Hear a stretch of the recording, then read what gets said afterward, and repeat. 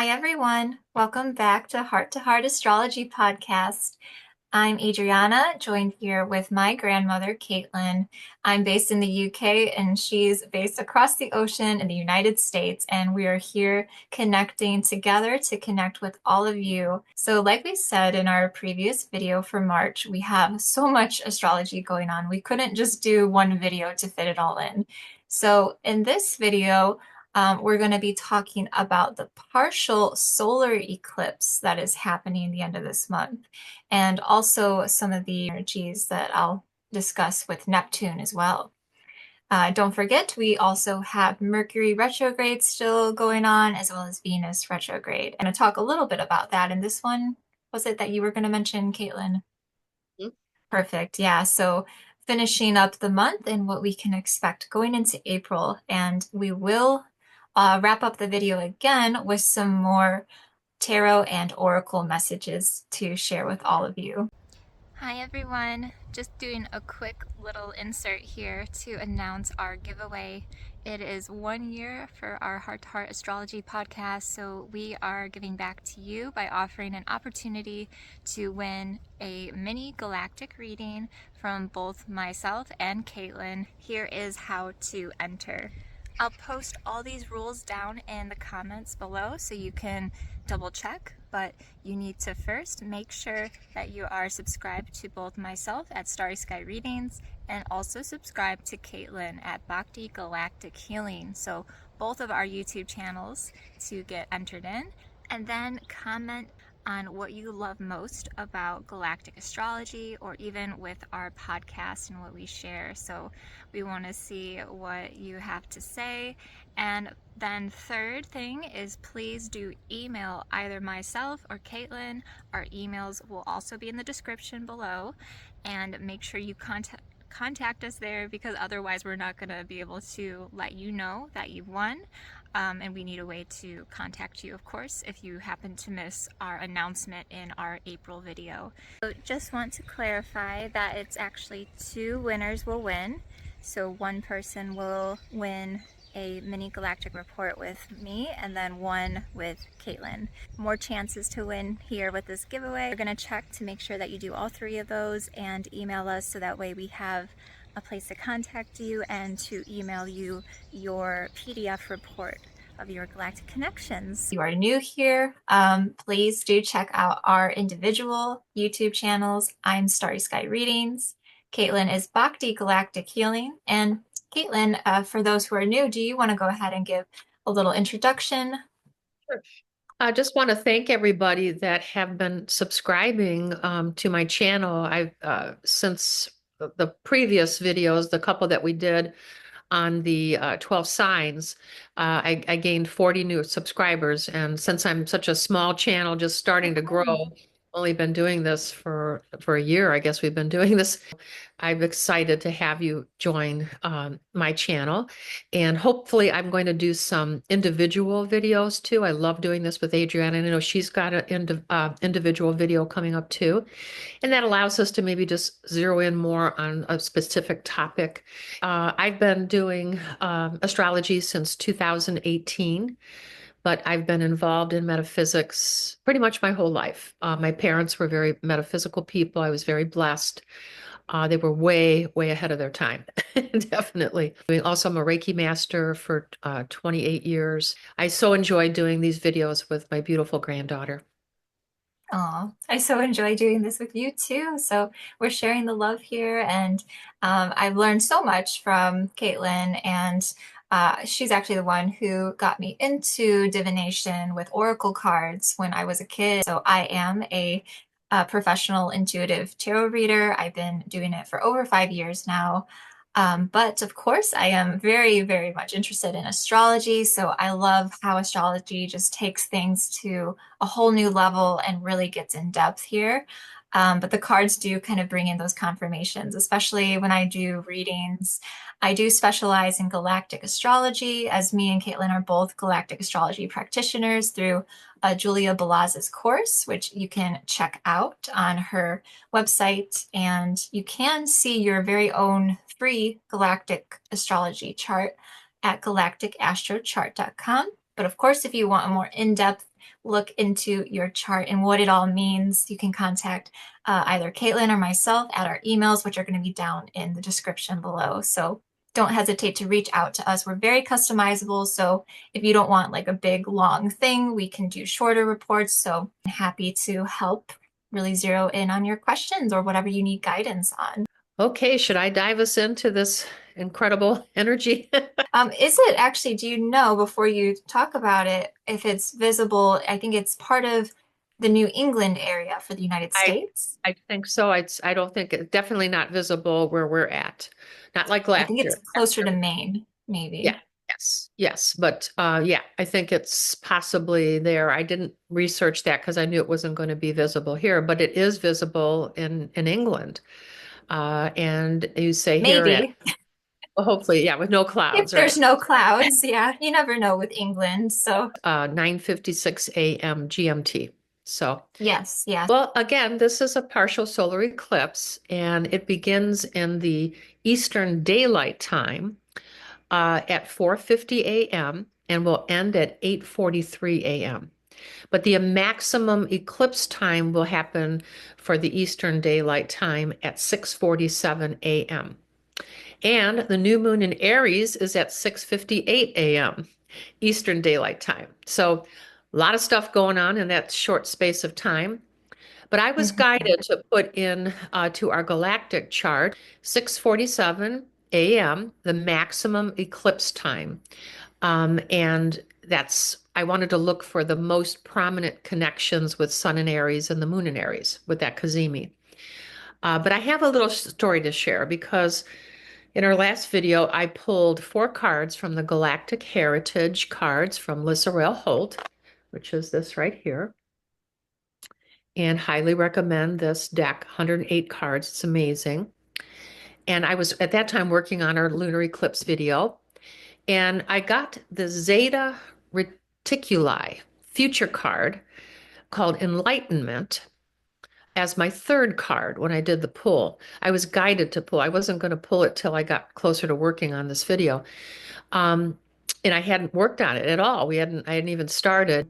But I was like amazed at how in that Cazimi, that tight conjunction, it was in the Alpha Reticulum in the Zeta Reticuli constellation with the Sun and Moon in Aries.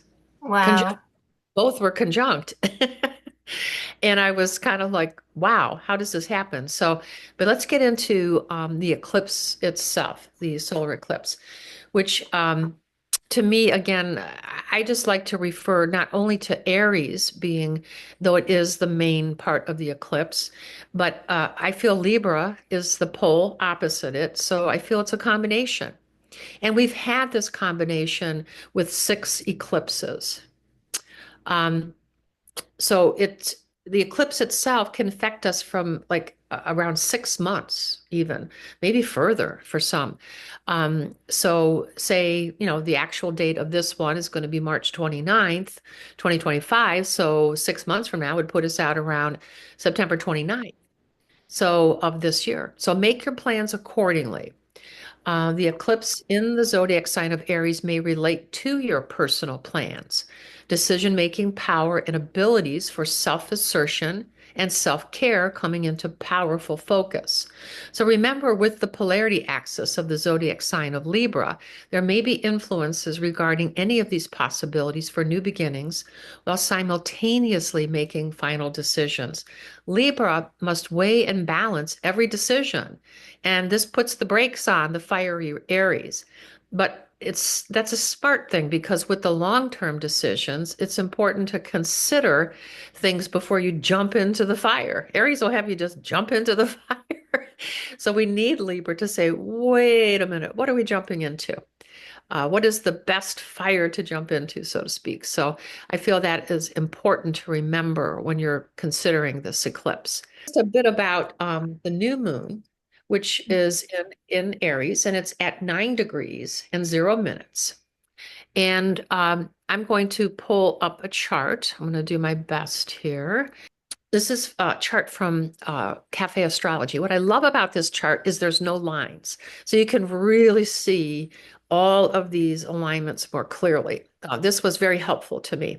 I'd like to talk a little bit about a similar solar eclipse that happened in the same degree of Aries, which occurred on March 29th of 2006.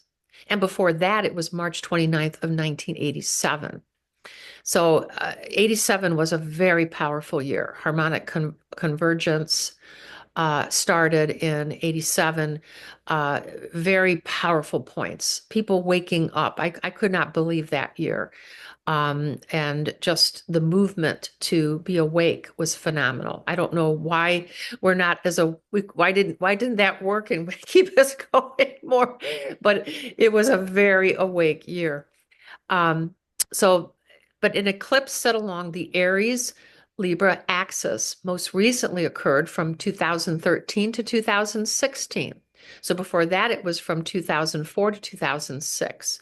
So note that this eclipse is opposite the October 2024 eclipse in Libra with an orb of just over 1 degree. So the March 29th Aries solar eclipse that we're having right now may bring to light any of our challenges with asserting our authentic self, our pioneering spirit, and decision-making power.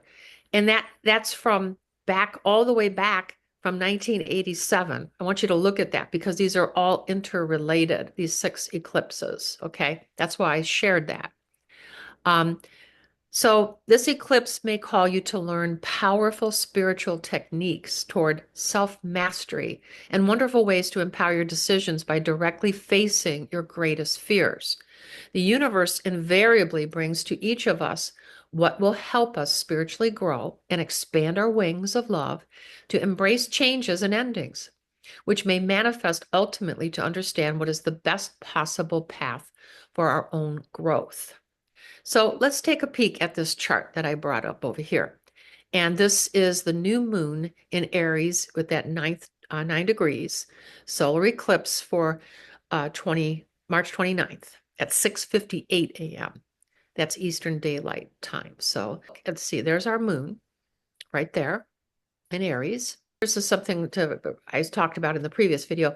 If you want to know where it is in your personal chart, you need to contact us or go on to a site where you could look at where it is. These things are aligning in your personal house. So be aware of that.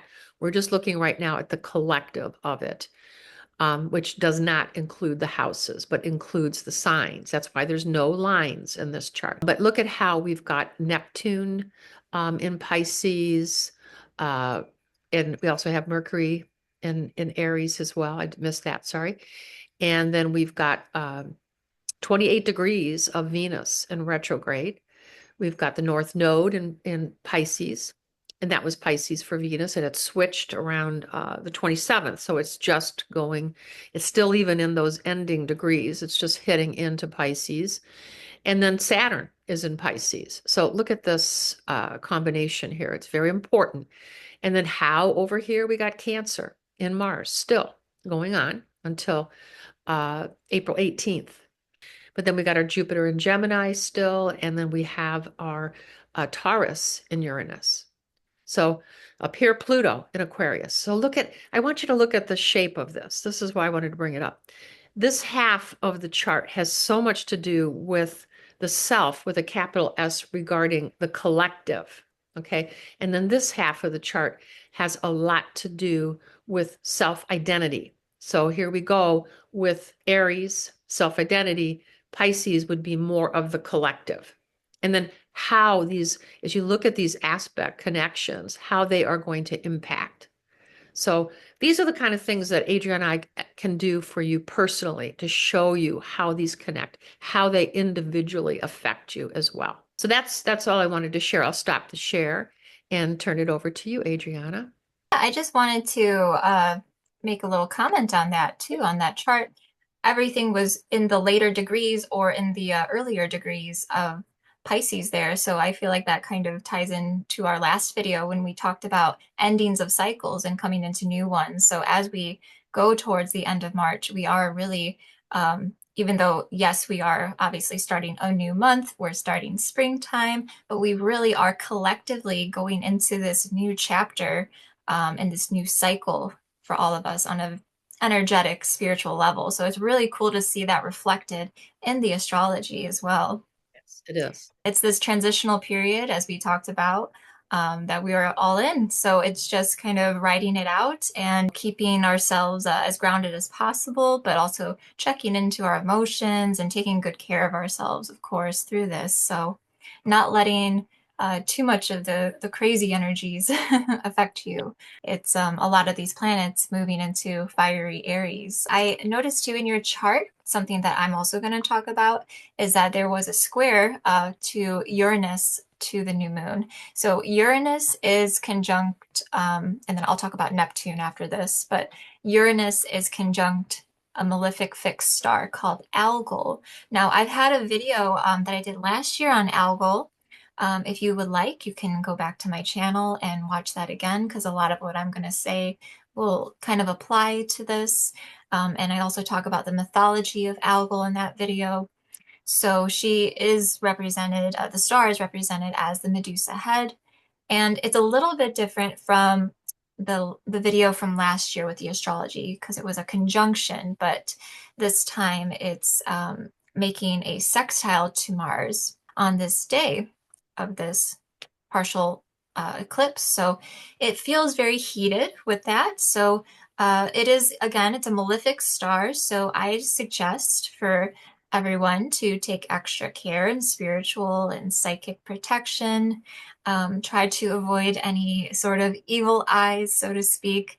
We are in Mercury retrograde, so there can be things like that, arguments and miscommunications and things of that nature happening. So that can kind of be amplified a little bit more.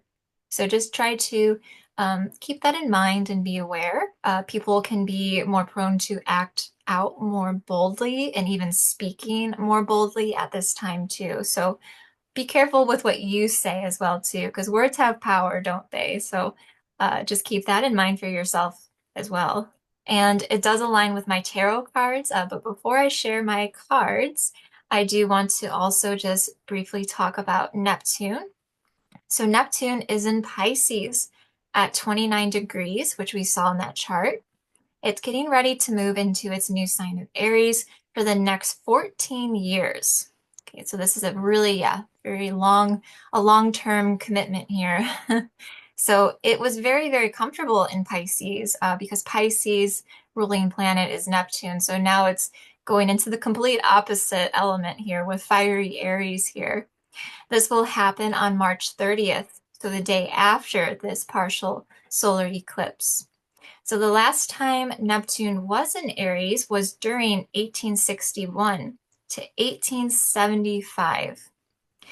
And, you could look up the history of that with what's happened. And I'm not saying, of course, that any wars are going to happen with that, but it has that warrior element with it, of course, with Aries, being the god of war. So yes, there can be more combative things of that nature, but hopefully with the Neptunian energy and everything else that we're seeing with the astrology, it's bringing in, I feel, more of a healing to those polarities that have been happening, that we've been seeing.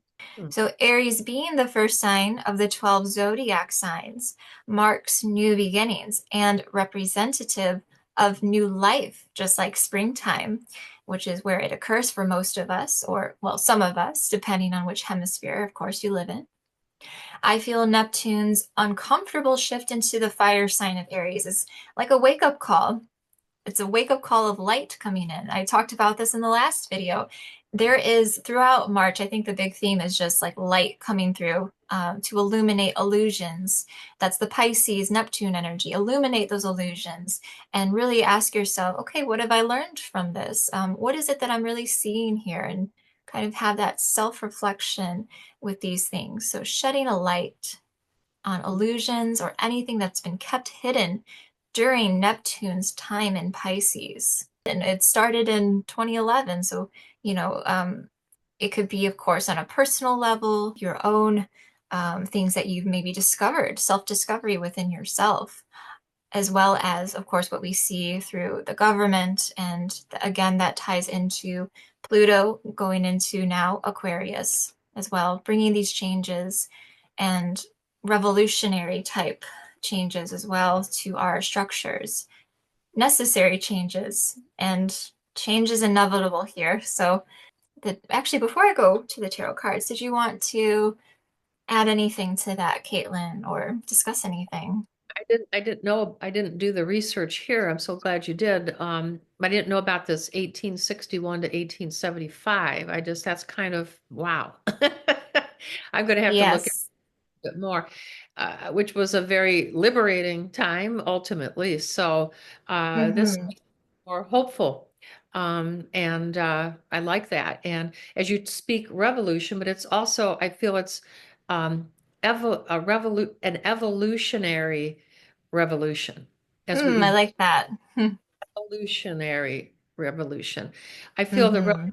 is more to do with many of us coming together, grouping communities, grassroots, supporting another. If one is having a problem, we come together as a group, and I'll talk about that when I get to my cards too. And that happened during that time. There was groups helping others, definitely. So I just this is kind of like wow. I'm gonna have to research this as well. Glad I found that too. I thought that was worth Um, mentioning with this energy that's happening because, like I said, there's just so much going on for March. So there's a lot of change happening, and I think a lot of us we have to be careful to not get too swept up in the emotional or even just the flurry of it all. It's just can be a lot, and it's really important for us to still, kind of stay in our bodies, and we could still work towards change, of course, but don't put too much pressure on yourself, and don't get too swept up in the current, so to speak, of all oh, of this. So here's my card. So I posed the question and it really connected, what I was seeing with the astrology, it really connected well with these cards. So I was happy to see that here. What can we expect? That was my question. What can we expect with all of this going on the 29th and 30th here with the eclipse and with this Neptune shift here? So mhm. first one I had is Five of Cups. Five of Cups here. Also, what came out was the Emperor. This is Aries. Aries is here. The Emperor represents the zodiac sign of Aries. And my third card is the Five of Wands. Five of Cups. This is Okay. about things that did not work out. We're focused, and this is what I was kind of saying just a bit ago, is not to get too caught up in the things, the disappointments and what didn't work out on the emotional level here, because we're missing out on the opportunity that's behind us here. There's Two of Cups behind us, two having to do with partnership, um, finding a sense of balance here. Mhm. Okay, so to not get too focused on that, where we miss out on the blessing that's actually here for us. And the Emperor here, like I said, Aries energy is coming in. And with the Five of Wands here, yes, there's always positive and negatives, right? With astrology. But yes, this can be arguments, of course, because we have Mercury retrograde happening. So just being aware of this, it feels very external. It just feels, we're seeing it, right, in the world. There's just all this external conflict happening. Of course, it is impacting people on an emotional level, of course, too, and affecting people's lives. So it's kind of going back to what you were saying in the previous video, I feel, Caitlin, of being observant and taking a step back and really Mhm. being aware and observing, okay, what is happening here? And do I need to be part of this conflict, or is there a better solution to the conflict without being directly involved, with the back and forth? It feels like it just feels like the one side and the other side always just coming at each other. So taking a step back from that and, seeing I'd like to that add, resolution that is add, behind you here. I'd like to add a little something because I think what you're describing is the Mercury and the Venus because they're both retrograde. Okay. Yes, Venus When you too. mentioned partnership and all that. And so when we think of within ourselves, Mercury runs our minds, the talk, okay? Venus runs heart, our love, and the walk. So the bringing them together is, can we walk our talk? Can we walk? Exactly. Does that make sense? Yeah, especially with that, the Aries energy. Yeah, because that's all action, actually doing something. Yeah, getting things done. Feels very Venus to the bottom of the deck.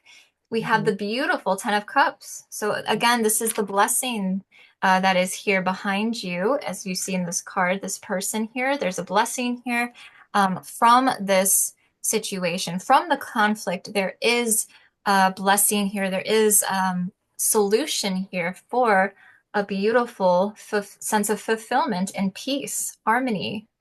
It's like the happily ever after card, in a fairy tale world, right? But this represents the big picture, thinking big picture about things, Yeah. the Yeah. unity within our collective. And oh, did you want to add something? Just, Sorry. yeah, because I'm just seeing the correlation of the 10, because the 10 of cups, when our last video, I'm pretty sure we'll have to check me on this, fact check me. But I think Venus st in Aries started the retrograde at 10 degrees of Aries, because the new moon was in 9 degrees. And so I think it I was think 10 that's, yeah. 10 Aries was where it started, the retrograde. Mm, So the 10 of cups, just that 10 coming in of where this, when you brought up how interesting. the card associates with Venus. With the 10 too, with this card here, the 10 of Cups, it relates to the planet of Saturn. So structure, stability, new beginnings, and a completion of a cycle here. Yes. So, and to also, I'll wrap up my part about the tarot cards here because I just felt like this was so cool with the numerology here. With the fives are associated, here we go, with Mercury Mm-hmm. and of course communication. So these cards, directly as you pointed out as well, relating to Mercury retrograde and with the Emperor is a number 4 is associated with Uranus, which I just spoke about too with that alignment, Uranus to Algol. So leadership coming through here, and even some rebelliousness, but ultimately like I said, thinking big picture here and creating more stability and a completion here.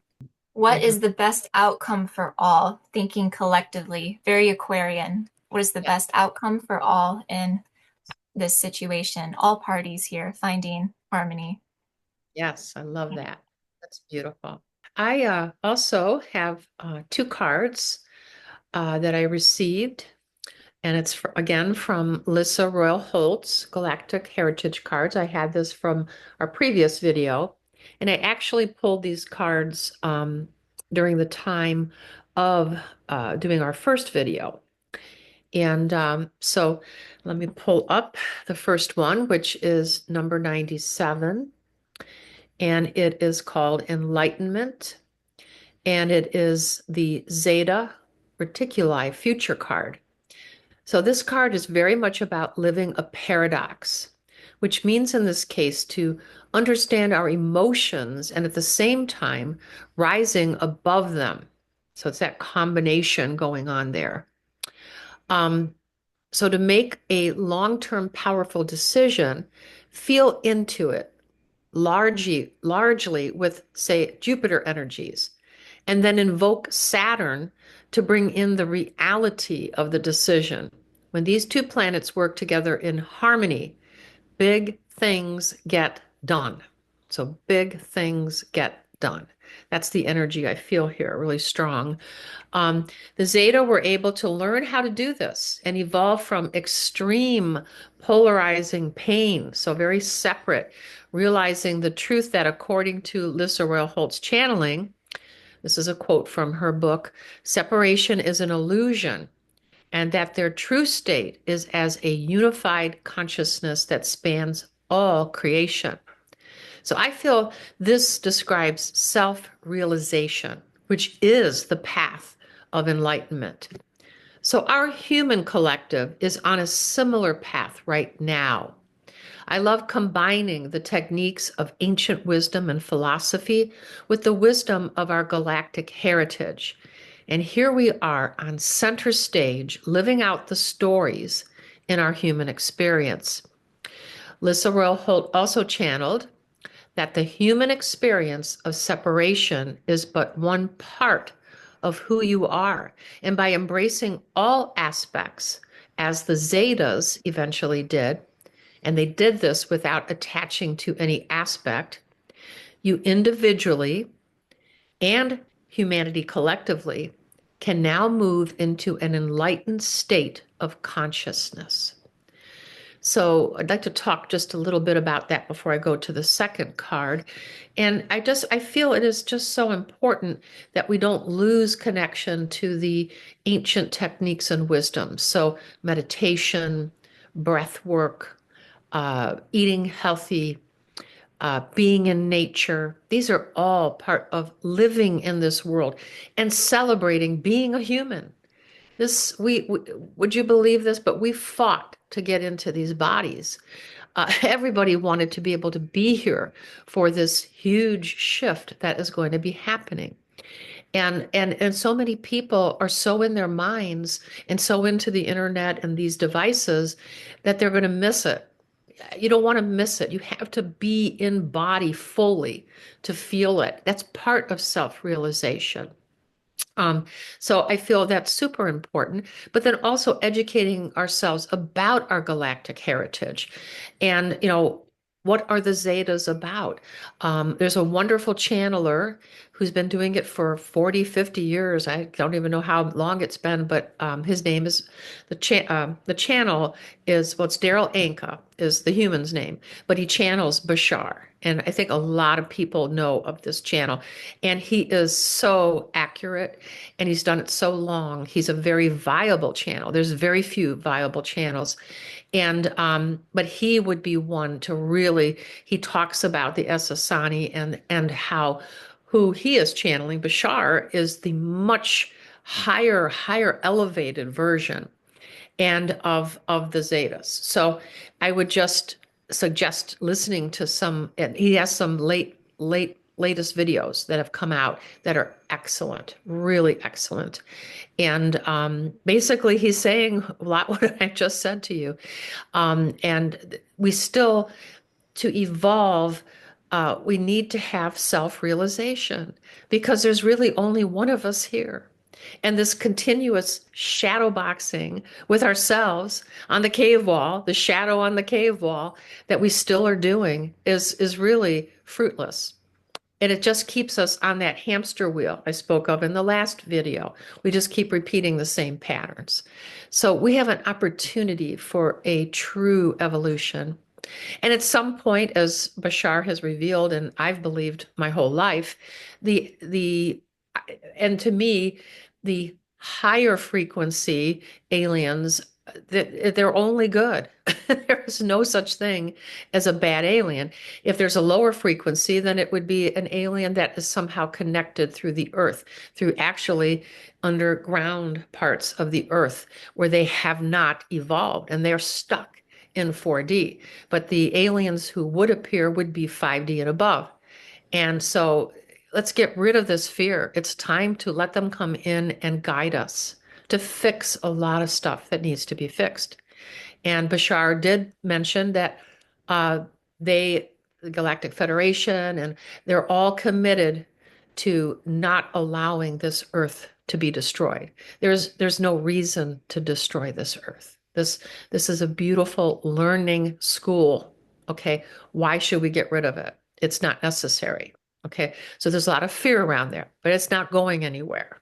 The Earth herself. We may go somewhere, okay, because the world living on the Earth is pretty messed up, okay, and we've had this happen with previous civilizations, Lemuria, Atlantis, etc. So that could happen, yes, but the Earth is going nowhere. That's what I truly believe. So let me get into the second card, which I think will kind of explain this a little bit more. Could I And just this, add something? yeah, Really, that card coming through is perfectly, like you oh, said in the beginning of this video. So just reiterating that that it's came super out important. perfectly aligned with what we're seeing in the astrology. So Yeah, that's really, really yeah, cool to see. yeah. And Hmm. that came out when I was writing the first video, which I thought was interesting. And I didn't even know what the alignments were yet. So I was a little surprised, I must admit. The second card is number 95, and this is way showing from Sirius, and it's also a future card. So what's blowing me away also is out of all four cards, every single one of them is the future cards. So it feels like our future selves are trying to get a message across, and this card says it all. Lizarel Holt channels that the Syrians were conflicted about being leaders or staying hidden. They saw this as an either or situation. So, through their evolutionary path, they learned that true leaders lead from their heart without ego desire. They truly lead from what is for the highest good of all and from a clear sense, this is a quote, a clear sense of inner direction, which is aligned with universal consciousness. This is an ancient karmic pattern coming up to surface for humanity right now collectively on Earth. And Egyptian lifetimes come to mind, for they were linked to Sirius and the Anunnaki. This is a huge choice for humanity. So, do you choose to be led or to lead? If you choose to be led, then you are giving away your power to the old paradigm of kings and queens holding all the power and the return of serfdom. Okay, serfdom. Everybody out there, you know, waving their swords and this and that, or their shovels, and it's like, are we going to return to that and have all this anger? Did it get us anywhere? No, we're still living it out in a different way, but it's still here. It is on the world stage right now. So what if the lesson here is to step into your own power, to be a leader, not a leader that singularly controls, but rather a leader who can work alongside multitudes of leaders together, showing the way of cooperation, responsibility, and integrity. Lissa Royal Holt channels from the Syrians. This is a quote. Every being is a leader and teacher for others. And as we all embrace this role, we also have to embrace the responsibilities that come with that role: integrity, impeccability, responsibility, and authenticity, which totally remind me of the four agreements. Not in the exact order, but it's all there from Don Miguel Ruiz. The four agreements, the only ones that matter. So you can see the importance of this solar eclipse in Aries and the Libra polarity to blend the highest qualities of both poles and to be a balanced leader of harmony in your life. And bottom line, it all begins with you. Very powerful, beautifully said. And it just called back to that very last thing about harmony to my last card of the Ten of Cups. So bringing in that with Yes. integrity. Yes. What was the other one? Integrity. Okay. Impeccability is the first agreement. Be impeccable with your word. Responsibility would be the second agreement. Um, don't take things personally. You take it, be responsible. Okay. Authenticity. Okay. I think authenticity, would that be the third? Don't make assumptions, be authentic with what you're going to do. And True to then, yourself. yeah, true to yourself. And then integrity leads us to the fourth, which is to be the best you can be. You see it there? It didn't come in quite that order, but Yeah. there it is. Yeah, that's So, perfect. yeah. Mm. And I pulled one more card that I'd love to share, unless you have something else you'd want to share, Adri. No, please. I'm excited to see your Yeah. other card This here. this is a new deck, which I will probably pull more from in our next video. Got it? Here we go. Yeah. Beyond Lemuria. And this is a deck of oracle cards from Izzy Ivy. It is just gorgeous.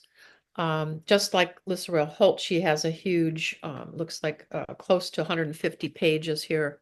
With Adri Live with Between Us, I just pulled it out and I mixed my cards and I got the first card of the deck. Is that good? Yes, beautiful. Okay. Earth Star Chakra, initiation, oneness, collective consciousness, anchoring transmissions from the higher realms, sacred earth knowledge, integration of the divine, working with the grid lines. So I'm reading just directly from Izzy Ivy's book. You are standing at a gateway into the unknown with trust in your heart, ancient remembering in your soul, and inner illumination to light the way. You have access to the seat of creation, the spark of existence, and the codes that hold the blueprints of who and what we are. This place is clear and grounded, despite moving through multidimensional realms and able to bridge worlds while functioning in physical reality.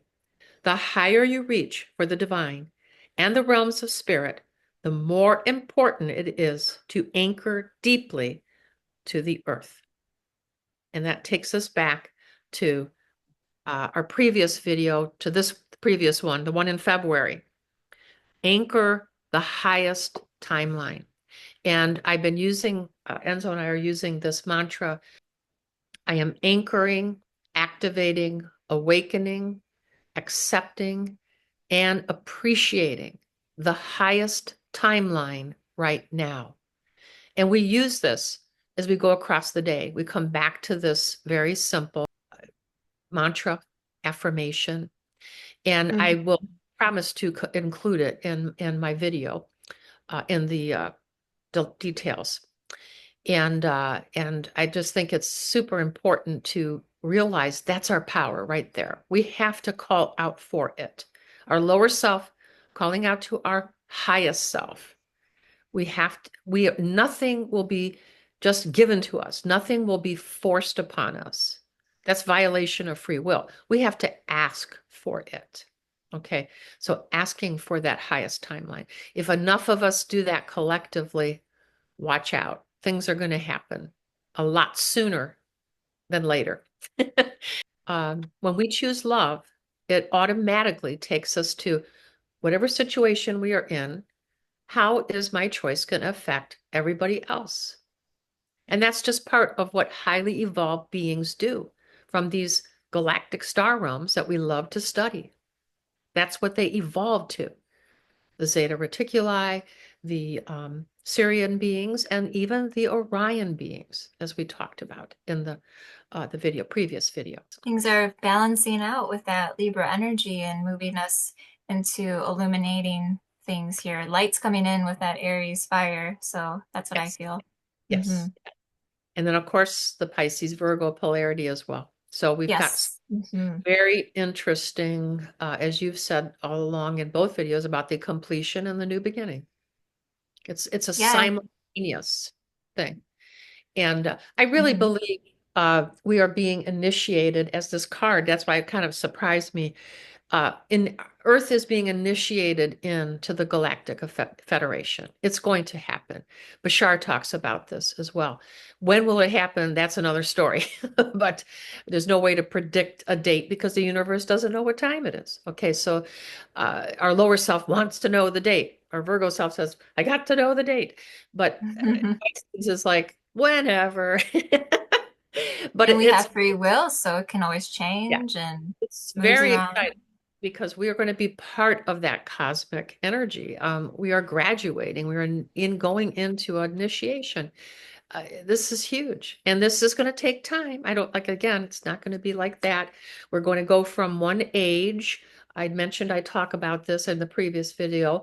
We're going from Kali Yuga, which, according to my teacher's lineage, Paramahansa Yogananda's teacher, Sri Yukteswar, was a master astrologer, and he has a book called Holy Science, which is absolutely amazing. And there was other correlative master astrologers that their schools of astrology, so to speak, said that in 1899, that is when Kali Yuga would end. And then we have a transitory time, which takes several hundred years. And so uh, they talk about March 2025. We are in March 2025 right now, that is the start of that Dwapara Yuga, which is the golden age. Now, are we automatically in the golden age? This will take a transitory time as well, which will Yes. correlate with Pluto Hmm. and Aquarius. As Rick Levine always says, it's still 100 years away to be fully in that. So this is all going to correlate. Nobody here on Earth right now will be presently in this physical body, and this lower self combination will know it. Okay. But if we return, okay, and we will, so many people will, many, I don't want to use the word people, I'm sorry, souls will, but many will go on and into other humanoid elevating experiences in other realms. So Yeah, it will, many different realms. we really don't know. There's a graduation because there's many levels of school here, many levels, so many going on at once. Wait, and we're all simultaneously experiencing it with different degrees. And your astrology shows that. A lot of the first degrees in that part of our houses, 1 through 10, is more of beginning something, a stage of something. And it's very, again, our chart is very multidimensional. So in one area, we may be beginning something. And then we look at another area, and boy, we've got 28, 29. We're in that anaretic degree. And we are master teachers in that moment with that energy. You get into, 3, 4, 5, and that area, we'll be learning something maybe we've never learned before. Our soul is learning something new. Yeah, I just wanted to say too, it's not easy to, for most people, I guess, to choose to incarnate into our realm here on Earth, this current timeline that is. Oh, So, yeah. and Yes. this, yeah, current reality. Because yeah, it's really, we're putting in the work here. It's the physical work of it, but it's also affecting of course, the spiritual level of that as well and the higher dimensions. So, I want to call back though to what you said, Caitlin, about the Galactic Federation, because not everyone maybe knows what that is. Could you just explain a little bit more of what that is and why you feel that I don't Earth think might be I don't think that's its name, but it's something we kind of that metaphysically we collect. give it? Yeah. Mm. Yeah, but it's councils, Mhm. and there's different varying councils. Many of us astral travel. We have other experiences while we're sleeping. Those of you do it, you know exactly what Sure. I'm talking about. We go through portals, and we go into them, and we come back out through them. There's a specific portal travel I've been doing that correlates very much with Orion. That's why when I share some of this, I feel we are, as those cards came in, it was blowing me away. It was a message to me personally because it's showing me how we are in that end game. Okay, to something. Okay, something's going to end and then something's going to start. Again, it's always when. Is it when Betelgeuse explodes? We know that's a possibility, but is that hundreds of years from now or is it tomorrow? And when that happens, we will be flooded with light. It won't flood us I don't think it's going to destroy anything, but our nighttime will look more like daytime. That's what many people are talking about. This is not just this is astronomy stuff as well. You could look into astronomical sites and find this information. Hmm. Actually, I heard it from Robert Edward Grant, who a lot of us follow in our galactic group. But anyway, so the councils are, when I'm at meetings and things, I have very strong awareness of one of the things that's discussed the most and is violation of free will. That is the ultimate divine uh, travesty that gets addressed. Again, when we come into these denser 3D, it takes time. So what could already be done in Orion and these higher frequencies or wherever, the Pleiades or wherever, I travel quite a bit and work a lot with the Andromedan Council. And so it could happen within nanoseconds or not even, it's so fast. Okay, so, but here, how long does it take to get here in the denser forms? I have no idea. Yeah, I just wanted to, for those that might be watching that Yeah, maybe never heard of what that means, so just to give it some more yeah, context. yeah. And obviously, And it's there's lots really, of different channelers that channel that information. So, do your own research and, yeah. find your own conclusions with that, of course. So, Yeah, and any of these names, the names of the stars, it's all we as humans, we don't know what the actual names are. We don't know the oh actual planet. yeah, We don't know any of mhm, this, all from definitely, our yeah. human perspective. Well, a lot of people don't know that or understand that either. Hmm. So, you know, Galactic Federation, is that stolen from Star Trek or something? Or I Right. probably, or did Star Trek steal it from that? But we know there are planetary beings. We feel them and sense them. They're living beings. So we know that. It's those of Hmm. us who are ultra sensitive with the clairs. We can experience that, and then we know it for ourselves. We maybe can't prove it to others. And then Yeah, just like other realms around yeah, us. I Yeah, know, and I know beyond. where I'm traveling because I come awake partially with my connection to my lower self now in these experiences, especially when it's highly charged situations. Am I physically there? Of course not. It's only my astral field. But as I'm returning, I'm able to download that information as I come back through the portal. So I bet a lot of you are doing it. Maybe I'm describing this for some reason that will help you to understand what's happening. When you come back sometimes, or when you leave your body, you may feel catatonic. You may feel this like you can't move your body feeling. And a lot of people get frightened. They think, am I being psychically attacked? No, it's probably your astral traveling, returning, or leaving. And then the first time I The experienced sleep paralysis. correct. That's a catatonic state, is what it's called. So I will see when I see it initially. I don't have to see this part anymore because it's just a different way that I travel. But initially, when it happened many many moons ago, back in the 80s or 90s, it was like this whirling, twirling white light that I would experience, and it would be like, I hear this actual sound of my astral body. And I feel that we are so much more finely vibrating now. We're at a different frequency than we were then. Everything was so much more dense. And but yeah, I would experience those things, and I was really asking my flesh and blood guru at the time, like, what is happening? This is scaring me. What is this? And then I started understanding, and then I started exploring. I read was it Robert Moody or Robert Monroe? It might have been Robert Monroe's book about how to leave your body. And then I started to be able to consciously leave my body. And that's something that's fascinating to do. And you can train yourself. So there's so much to learn and so much wonderful things out there. And I think the more we put our focus there, we will anchor the highest timeline. And I really suggest thinking that, especially when you get frightened, when you start entering the fear reality, pop yourself out of that with good The affirmation. best, yeah, I was gonna say the best thing for that, whether it's, you're experiencing fear or if you're having some sort of sleep paralysis, because this is my own experience when I was going through my kind Mhm. of dark night of the soul journey. This could be a whole other topic for a different video, but if you experience that where you feel kind of stuck in this different dimension of, while you're lucid dreaming, and if you feel any sort of fear, laughter, funny enough, is the best way to get out of that. And that includes sleep paralysis as well. So if you find yourself, with your eyes open, but you're not quite here and you can't move, um, relax into it.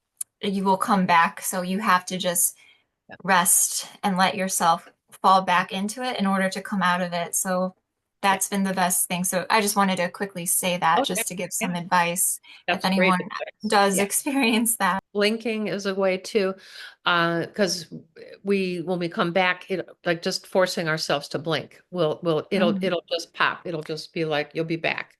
Yeah, Um, close your eyes and go back yes, into your blink. dream state, then you'll wake up again. Mm. And then also, like what's interesting when we're in that half astral, half physical, transitory state, you might see unusual things around you. I've had like Yes. even just silly things like the first time I came awake to one of these was actually I was 16 and I was at my Aunt Evelyn's in Oklahoma, and I saw a paper bag next to me. My aunt was highly intuitive. So I was sleeping in her house for the first time. Oh my God, was it astral everywhere? And especially with a family member that's super psychic. So, but I saw this paper bag, and then as soon as I blink, it disappeared. And I saw it in my physical body. And so, of course, I talked to her, and she gave me so much wisdom. It's wonderful if you have a family member who is also carries the clairs and has psychic abilities to talk to that family member to help you as well. And be careful if you are, trying to learn that, of course. So make sure you do practice some sort of protection, of course, because Oh, there, yes. there's good and bad, so I will say with that. Well, So, that could be the ghosts are they're just they just are souls that have not crossed over into the light yet, and they just need help going to the light. And if you have a high light vibration, they think you're the light. I've had this people mm, souls coming to me for years, and I learned how to send them to the light. It's easy as just go to the light, direct them, and just tell them I am not the light. I can help you though access the light. That's for ones that are, but otherwise you can just command them to leave. They have, again, honoring free will, yeah, you have the power, definitely. have the power. That was in The Wizard of Oz. You have the power. Click those heels. Yeah, I like that. Yeah, click your heels, come back to Kansas. If anybody does encounter anything that's maybe more negative or is, yeah, because there are some, yeah, Yeah. things out there that I've experienced personally. So best thing to do is yes, you have the power here. So I just want to make sure people know Yeah. way to protect yourself is to laugh and not take it seriously and let yourself actually fall back into your body. But Um, and don't there's let no, the fear take you because that's what they're looking for. If you do, like I said, encounter anything like that. yeah, black magic and all that can only work is through your fear. You give your power away to whomever or Yeah, whatever. But these don't be beings, fearful. Yeah. yeah, they're so trapped, Adrian, 4D. They don't have the capacity for much other than our fears giving them the fuel, taking Exactly. Yeah. energy to fuel it. So good point. Yeah, I take for granted. My husband and I, we put our colors on every day. We practice wonderful techniques to protect our energy field all the time. And one of the most powerful ones that I found is this silver mercury color. And you can't be in it for a long time, but it is amazing. And we'll put it over all of our other divine colors. And it's kind of like if crazy, but from that movie Terminator 3 is where I saw it for the first time. It's a liquidy silver thing that came around this being. I think he came in and out or something. But I'll tell you that liquidy like mercury, the color of mercury in a thermometer, wow, it nothing gets through it. And so if you're in it for a long time, you start getting drained and you feel the heaviness of it. And as soon as you take it off and cleanse it, you're like, whoa, okay. And we've learned just by like, oh, did we take that off? Because we'll go into certain situations and we're like, oh, I think we need the silver mercury. So yeah, there are Putting your spiritual armor on. Yeah. yes. Yeah, exactly. Hmm. Exactly. So it's kind of like Teflon. So it hits it and it just slides down. And or it's a mirror back to the one sending the evil eye or the bad juju, whatever you want to call it. Hmm. Okay. And Yeah. again, there's no power to it unless you fear it. I had a huge lesson on that eons ago. And I'll tell you, it's as soon as you drop the fear, that's your ultimate protection, is opening and enacting love. That's just it. Just be love. Hmm. Choose love. Where is the love? Right there. Yeah. Be in that state. Come on, we had a great little Yeah, this was conversation. a great video. Good discussion that we got to have too. So so hope that you all enjoyed what we shared today, and comment down below if you have anything to share with us too, whether about the astrology or what we've just spoke on, any of your experiences with that and how you're feeling during all these crazy energies happening right now.